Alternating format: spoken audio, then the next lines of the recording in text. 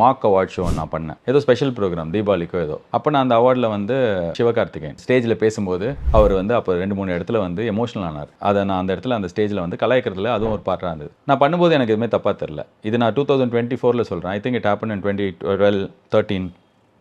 நான் அது டிவியில் பார்த்த அன்றைக்கே I called him or messaged him, I think. I apologized because I felt that was not right. Like that, இப்போ இது not related to films or my work, but I supported demonetization the day it was announced. In 1 week or probably 10 days, I felt it was not the right way or probably it was not handled well. And இது பண்ணுறதுக்கு பின்னாடி ஒரு பிளானே இல்லை, விஷனே இல்லை, சும்மா ரேண்டம்னு பண்ண மாதிரி இருந்து நிறைய பேர் கஷ்டப்படுறாங்க. So I apologize saying that what I said was not right. I don't stand with what I said before. I stand corrected னு சொல்லிட்டு. I wrote LKG without even knowing how to write a film. Mookuthi Amman, not that I learned how to write a film, but I was able to write for 3-4 people. Right. In LKG I wrote it for one character and made other people just support this one character. But with Mookuthi Amman I wrote 2-3 characters. And with வீட்ல விசேஷம் I wrote a rounded screenplay in spite of me having another skeleton. ஆனால் இந்தியோட நாங்கள் கொஞ்சம் பெட்டராக எழுதின மாதிரி இருக்கும். So அதில் எனக்கு தெரிஞ்சது நாங்கள் நல்லா எடுக்கல, அது ரொம்ப ஃப்ளாட்டாக எடுத்துட்டோம். எனக்கு உடனே தெரியல, ஏன்னா அந்த டைமில் என்னோடய ப்ரியாரிட்டி கோவிட். 42 டேஸில் ஷூட் பண்ணோம். அண்ட் என்னோடய ஆவரேஜ் ஸ்பாட் ஏஜ் வந்து 65-70. ஸோ யாருக்கும் எதுவும் ஆகிடக்கூடாது, எல்லாரையும் சேஃபாக. கோவிட் ஃபஸ்ட் வேவ் கூட பரவாயில்ல, செகண்ட் வேவ் பயங்கர ஸ்கேரியான ஒரு டைமில் ஒரு 70 வயசுக்கு மேலே இருக்கிற 2-3 ஆக்டர்ஸ் 60 வயசுக்கு மேலே இருக்கிறவங்க வந்திருக்காங்க. ஸோ இவங்களை சேஃபாக எடுத்துகிட்டு போய் திருப்பி கொடுக்கணும். ஸோ சீக்கிரம் ஷூட் பண்ணணும், அதுதான் இருந்தது. பட் ஆனால் ஹைண்ட்சைட் நான் பார்க்கும்போது பக்கத்து ஸ்க்ரீனில் விக்ரம் ஓடுது.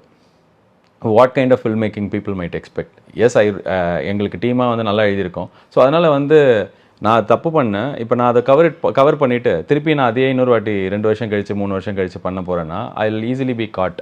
ஸோ அதனால் நம்ம தைரியமாக பரவாயில்ல, புதுசாக பண்ணலாம். அதில் தப்பு வந்துன்னா ஓகே, எதுவுமே இல்லைனாலும் நான் எதாவது பண்ணுவேன், எனக்கு தெரியும். அது எனக்கு நிறைய ஐடியா இருக்குது, குட்டி குட்டியாக நான் என்ன வேணாலும் பண்ணலாம் அப்படின்னு சொல்லிட்டு. So I can be just podcaster alone and I can just still be happy financially, emotionally, because that's what I was. So அதனால் எனக்கு அந்த இது பண்ணால் என்ன ஆகிடும், மார்க்கெட் என்ன ஆகும். இப்போ நீங்கள் என்னை சீக்கிரம் கொஞ்சம் வர சொன்னீங்க. ஐ ஹேட் என்டையர் டீம் கூட வரத்துக்கு, யாருமே வரல என் வீட்டுக்கு, இன்னும் வரல, ரீச் ஆகலை. பட் ஐ குட், எனக்கு எதுக்கு வெயிட் பண்ணேன், எதுக்கு நான் இப்போ அப்படியே வந்தால் நம்ம உட்காந்து பேசுகிறோம். அது என்னென்னா ப்ரோட்டோகால். அது ஒரு படம் ப்ரொமோஷனாக ப்ரொடக்ஷன் டீம்லேருந்து அனுப்புவாங்க, பிஆர் டீம்லேருந்து அனுப்புவாங்க, எனக்கு ஷூட்டிங்க்கு வேலை பண்ணுறவங்க இருக்காங்க. இவங்கெல்லாம் வந்தால் தான் நான் வாழ்வேன். டச்சப்பு, ஆப்பிள் ஜூஸ் அதெல்லாம் இருக்கும். நான் எங்கள் வீட்டில் நான் தான் ஆப்பிள் புழியணும். ஸோ அதனால் நான் அப்படி பழகினதுனால எனக்கு அவ்வளோ பயம்லாம் இல்லை எதுலேயும். இப்போ இந்த சூர்யா படம் நீங்கள் டைரக்ட் சோலோவாக டைரக்ட் பண்ணுற முதல் படம். இவ்வளோ பெரிய ஹீரோ வச்சு ஒரு படம் எடுக்கிறோம், அந்த பயம் ஒன்று இருக்கா? ரெஸ்பான்சிபிலிட்டி ஐ டோன்ட் ஃபீல் பயம். ஆனால் இப்போது எனக்கு பரத்வாஜ் ரங்கனோட புதன்கிழமை காலையில் ஒரு இன்டர்வியூ இருக்குது அப்படின்னு சொல்லிட்டு எனக்கு சப்போஸ் தெரிஞ்சதுன்னா, சாட்டர்டேலேருந்து புதன்கிழமை வரைக்கும் I will be very very cautious of I have to talk well. இது போன வாட்டி பேசின மாதிரி இருக்கக்கூடாது, இந்த வாட்டி வேறு எதாவது பேசணுமா, அவருக்கு இங்கிலீஷில் கேட்டார்னா நம்ம. ஸோ இவ்வளோ தாட்ஸ் என் மைண்டில் ஓடிட்டே இருக்கும். இப்போ நான் ஸ்டேஜுக்கு போய் நான் இதுக்குள்ள ஒரு 3000-4000 ஸ்டேஜில் வந்து ஐ வுட் ஹவ் பெர்ஃபார்ம்ட்.